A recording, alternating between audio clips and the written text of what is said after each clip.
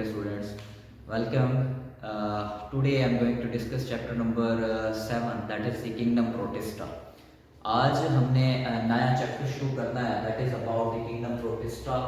और Kingdom Protista जो है उसकी डिटेल के बारे में जो है हमने आज डिस्कस करना है कि किस तरह से जो है इस किंगडम के अंदर ऑर्गेनिजम्स को प्लेस किया गया है और कौन कौन से ऐसे ऑर्गेनिजम्स हैं जिनको किंगडम प्रोटिस्टा में प्लेस किया गया और किस तरह से इनकी कैटेगरीज जो है वो बनाई गई। हमने आज इसका एक जर्नल इंट्रोडक्शन और ओवरव्यू लेना है, उसके बाद हम आगे बढ़ेंगे कि इसके अंदर पाए जाने वाले ऑर्गेनिजम्स कौन कौन से हैं।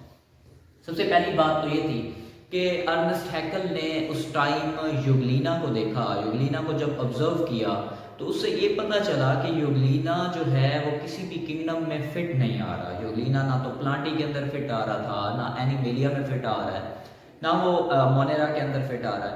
तो ये तीसरा किंगडम बनाने की जो वजह थी वो थर्ड किंगडम प्रोटिस्टा बनाने की वजह ही यही थी कि जो यूग्लिना और यूग्लिना लाइक ऑर्गेनिजम्स हैं इनको अगर देखा जाए तो इनकी बॉडी कुछ इस तरह से है कि इनके पास आउटर ये that is the cell membrane, इनके पास सेल मेम्ब्रेन मौजूद है बड़ी। और अगर हम इनकी बॉडी के इंटरनली देखें तो इनके अंदर जो है यहाँ पे क्लोरोफिल भी मौजूद है, बड़ा फ्रीली डिस्पर्स। यहाँ पे क्या चीज मौजूद है? क्लोरोफिल भी मौजूद है। देखें, अगर क्लोरोफिल के हवाले से देखा जाए तो इनको किंगडम प्लांटी में प्लेस होना चाहिए, ठीक है। और अगर हम सेल मेम्ब्रेन के हवाले से देखें तो क्योंकि इनके बाहर सेल वॉल मौजूद नहीं है तो ये किंगडम प्लांटी में फिट नहीं आ सकते, जिसकी वजह से ये यहाँ पर इशू काज कर रहा था। ये स्पेशली यूग्लिना, तो यूग्लिना की ही वजह से इस किंगडम को जो है वो बनाया गया था। अर्नेस्ट हैकल ने सिर्फ इस एक ऑब्जेक्शन को अराइज किया था कि जो यूग्लिना है उसको हम कहाँ पे फिट करें। यूग्लिना को हम एनिमेलिया में नहीं रख सकते, क्यों? क्योंकि they have a chlorophyll. Euglena को हम प्लांटी में नहीं रख सकते, क्यों? क्योंकि दे लैक सेल वॉल, इनके पास सेल वॉल मौजूद नहीं है। तो जिसकी वजह से ये किंगडम नया बनाने की जो है उसने एक तजवीज़ पेश की थी कि जो किंगडम है एक सेपरेट बना दिया जाए जिसके अंदर यूग्लिना और यूग्लिना की तरह के जितने भी ऑर्गेनिजम्स हैं वो वहां पर रख दिए गए। तो इस तरह से एक थर्ड किंगडम जो है वो अराइज हुआ, that is the kingdom protista. और आज हम किंगडम प्रोटिस्टा के अंदर उसी यूग्लिना और यूग्लिना की तरह के जितने भी ऑर्गेनिजम्स हैं उनको स्टडी करेंगे जो कि उन किंगडम से निकाल के इसके अंदर शामिल किए गए। तो सबसे पहले इंट्रोडक्शन के अंदर अगर हम देखें तो यूग्लिना या यूग्लिना की तरह के जो ऑर्गेनिजम्स हैं, मीन जो प्रोटिस्ट हैं, वो इक्वेटिक ऑर्गेनिजम्स हैं बड़े, और डाइवर्स इनकी बॉडी फॉर्म्स हैं बड़ी। इनमें बॉडी फॉर्म्स जो है वो मुख्तलिफ सी हमें नजर आती हैं। कुछ ऐसे हैं जो कि एनिमल लाइक प्रोटिस्ट हैं, कुछ ऐसे हैं जो कि प्लांट की तरह के हैं, कुछ ऐसे हैं जो कि एल्गी की तरह के, जिसकी वजह से इनकी बॉडी में बहुत ज़्यादा डाइवर्सिटी देखने को मिलती है। तो इसी डाइवर्स बॉडी फॉर्म की वजह से क्या किया गया है, इनको एक सेपरेट किंगडम में रखा। अगली चीज़ है, इनमें टाइप्स ऑफ रिप्रोडक्शन के हवाले से देखें तो वो भी मुख्तलिफ हैं। मुख्तलिफ जो इसके एनिमल लाइक प्रोटिस्ट हैं, जो इसके प्लांट लाइक प्रोटिस्ट हैं, या जो इसके एल्गी लाइक प्रोटिस्ट हैं, उन तमाम में रिप्रोडक्शन के हवाले से भी जो है वो फ़र्क है बड़ा, जिसकी वजह से इन्हें उठा के क्या किया गया, एक सेपरेट किंगडम के अंदर जो है वो प्लेस कर दिया गया।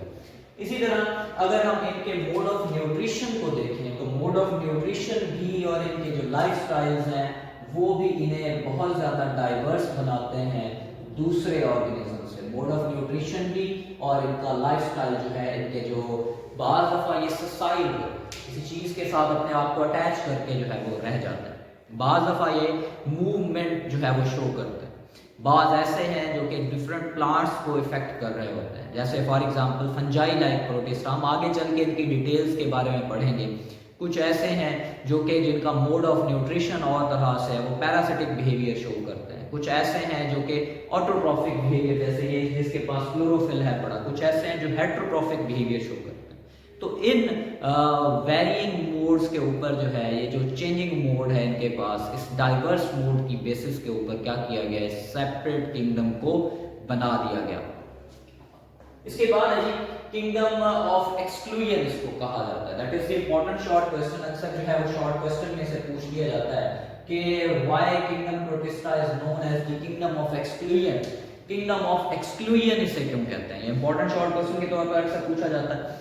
इसे किंगडम ऑफ एक्सक्लूजन इस वजह से कहते हैं बिकॉज इसके अंदर जो मेंबर्स रखे गए हैं उन तमाम मेंबर्स को एक्सक्लूड किया हुआ है। वो तमाम मेंबर्स, वो तमाम जो हमारे पास, हम कहते हैं 5 किंगडम्स हैं टोटल हमारे पास जो है वो कितने किंगडम्स हैं? 5 किंगडम्स हैं। इन 5 किंगडम्स में से जितने भी ऑर्गेनिजम्स जो है वो निकाले गए हैं उन तमाम को प्लेस किया गया है किंगडम प्रोटिस्टा। ठीक है, जो प्लांटी में नहीं फिट आता था, बाकी में नहीं फिट आता था, उन तमाम को उठाया और कहां पर लगा दिया? किंगडम प्रोटिस्टा के अंदर शामिल कर दिया, क्योंकि इसके तमाम मेंबर्स एक्सक्लूडेड मेंबर्स हैं, निकाले हुए मेंबर्स हैं दूसरे 4 के 4 किंगडम से। तो हम यूं कहते हैं कि इसके जो ऑल मेंबर्स हैं, तमाम के तमाम इसके जो मेंबर्स हैं, स्पेशली ये बात बहुत इंपॉर्टेंट है, इसके तमाम मेंबर्स, उसके जो कैरेक्टरिस्टिक्स हैं वो क्या करते हैं? इनको एक्सक्लूड करते हैं, इनको अलग करते हैं, इनको सेपरेट करते हैं, उन्हें निकालते हैं।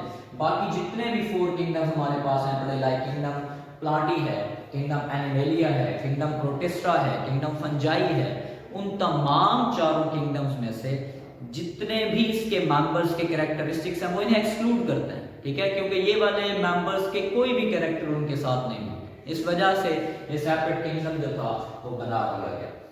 अगर हम इसके एवोल्यूशनरी ओरिजिन की बात करें तो एवोल्यूशनरी ओरिजिन के हवाले से कुछ ये कहा जाता है कि जितने भी यूकैरियोटिक सेल्स हैं पड़े, जो यूकैरियोटिक सेल्स हैं पड़े, ठीक है, उनकी ओरिजिन जो हुई है वो हुई है प्रोकैरियोट्स।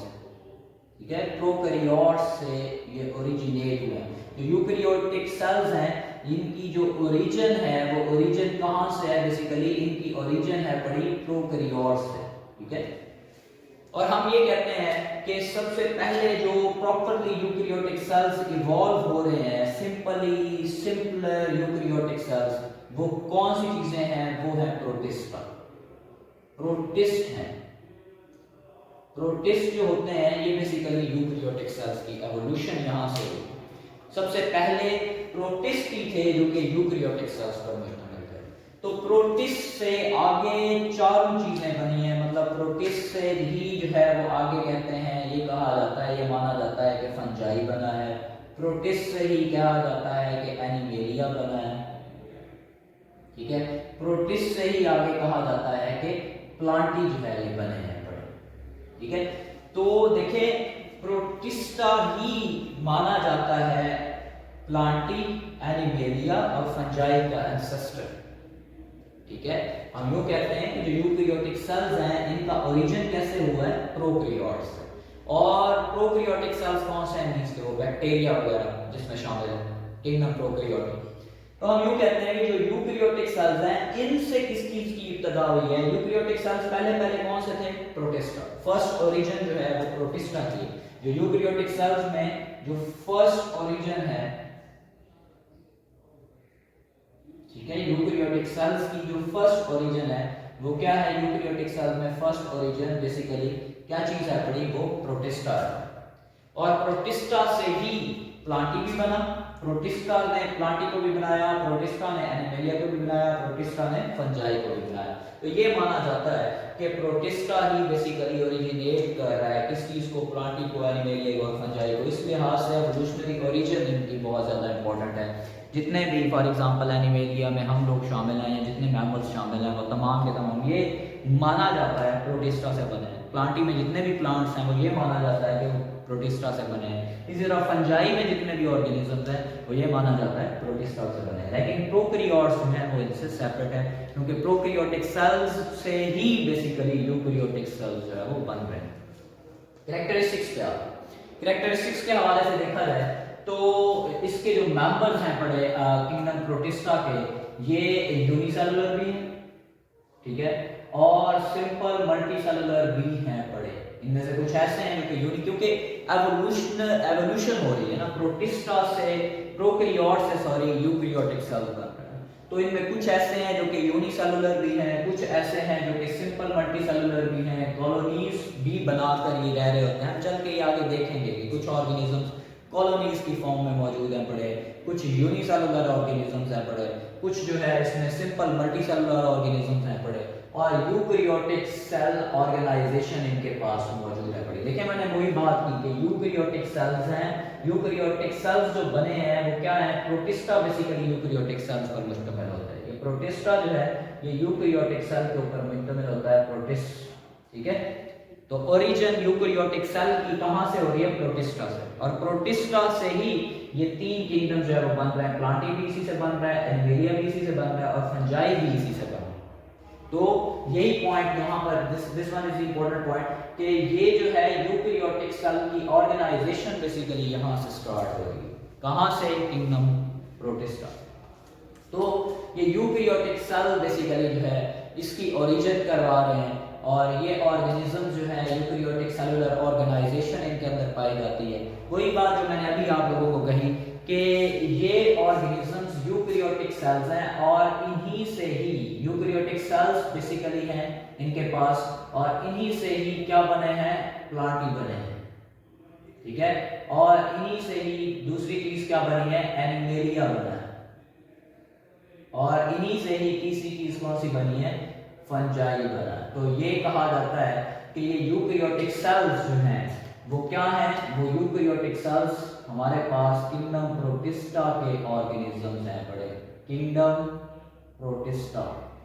तो किंगडम प्रोटिस्टा जो है इसके ऑर्गेनिजम्स या प्रोटिस्ट की बेसिकली यूकैरियोटिक सेल्स हैं, और इन्हीं से ही प्लांटी बना है, इन्हीं से ही एनिमेलिया बना है, और इन्हीं से ही क्या बने हैं, फंजाई बना। तो इन्हें बेसिकली यूकैरियोटिक सेल्स की ओरिजिन माना जाता है। ऐसे ही ये प्लांट्स और एनिमल्स से थोड़ा मुख्तलिफ है पड़े, किस हवाले से मुख्तलिफ है पड़े, जो प्लांट्स हैं और जो एनिमल्स हैं इनमें हमने एक चीज देखी है कि प्लांट्स और एनिमल्स में बाकायदा तौर पर मोरुला, ब्लास्टुला या एम्ब्रियो की स्टेजेस बनती हैं, मींस एग और स्पर्म मिलते हैं। लेकिन इनके अंदर ये बहुत इंपॉर्टेंट एक चीज, एक फीचर देखा गया कि they do not develop from blastula या एम्ब्रियो वगैरह से ये डेवलप नहीं होते, ठीक है। वहां पर तो डेवलपमेंट की स्टेजेस है ना प्लांट की बॉडी में, जब उनमें पोलन ग्रेन और ओव्यूल आपस में मिलते हैं, एग बनता है, फ्रूट बनता है, और डेवलप होकर एम्ब्रियो बनाता है, और सिलसिला चलता है। जब ऐसे ही सेम एनिमल्स की बात करें, एग और स्पर्म मिलते हैं, एग और स्पर्म के मिलने से क्या होता है कि वो जाइगोड में कन्वर्ट होता है, जाइगोड एम्ब्रियो में कन्वर्ट होता है, ठीक है। ये तो प्लांट्स और एनिमल्स की बात है, लेकिन इनके अंदर ऐसा नहीं होता। इनमें क्या है कि इनमें they do not develop from blastula या फिर एम्ब्रियो, इनमें ये स्टेजेस मौजूद नहीं होती। इनमें सिंपली जनरल हम देखेंगे कि किस तरह से रिप्रोडक्शन का प्रोसेस मौजूद होते हैं पड़े, और हम उनके हवाले से इनको कैटेगराइज करेंगे। इनकी टाइप्स के हवाले से देखें तो किंगडम प्रोटिस्टा के अंदर तीन तरह की टाइप्स हैं पड़ी। एनिमल लाइक, कुछ ऐसे प्रोटिस्ट हैं जो एनिमल्स की तरह के, प्लांट लाइक प्रोटिस्ट, कुछ ऐसे हैं जो प्लांट की तरह के नजर आते हैं, और कुछ हैं फंगस लाइक प्रोटिस्ट, ऐसे प्रोटिस्टा भी हैं जो फंजाई लाइक होते हैं। अब जो एनिमल लाइक प्रोटिस्ट हैं, उन एनिमल लाइक प्रोटिस्ट में हमने मेनली जिन चीजों को पढ़ना है वो है प्रोटोजोन्स, प्रोटोजोआ। इसी तरह से जो प्लांट लाइक प्रोटिस्ट हमने पढ़ने हैं वो इनमें मुख्तलिफ एल्जीज हैं पड़ी, फॉर एग्जांपल उनमें रेड एल्जी है, ठीक है। इसी तरह फॉर एग्जांपल उनमें ब्राउन एल्जी है, मींस हमने इसके अंदर जो है वो एल्जी वगैरह को पढ़ना है, लाइक रेड एल्जी, कुछ ऐसी एल्जीज हैं जो कि किस तरह की हैं, ये प्रोटिस्टा की तरह के बिहेवियर को शो करती हैं। और फंगस लाइक प्रोटिस्ट में हमने यहाँ पर पढ़ना है स्लाइम मोल्ड्स वगैरह को, स्लाइम मोल्ड्स, वाटर मोल्ड्स, और ये इस तरह की चीजों को हमने डिस्कस करना, ठीक है। तो नेक्स्ट आने वाले जो वीडियो लेक्चर्स होंगे उनमें इंशाल्लाह हम डिस्कस करेंगे protozoans, algae like protist, slime moulds, और इस तरह की इनकी तीनों टाइप्स जो हैं इनको डिस्कस करेंगे। और याद रहे हम ये जो वीडियो लेक्चर्स जो है इनकी जो रिकॉर्डिंग कर रहे हैं ये स्पेशली हमने इनको जो रिकॉर्ड किया है वो स्मार्ट सिलेबस के अकॉर्डिंग जो है रिकॉर्ड किया जा रहा है। तो होप सो कि ये चीज़ें आप लोगों के लिए हेल्पफुल होंगी, आपके स्मार्ट सिलेबस के अकॉर्डिंग आपके शॉर्ट क्वेश्चंस, आपके एमसीक्यूज और आपके लॉन्ग क्वेश्चंस को जो है ये कवर अप करेंगे। Hope so it will be helpful for you people. Thank you so much. अल्लाह हाफिज़। Stay connected.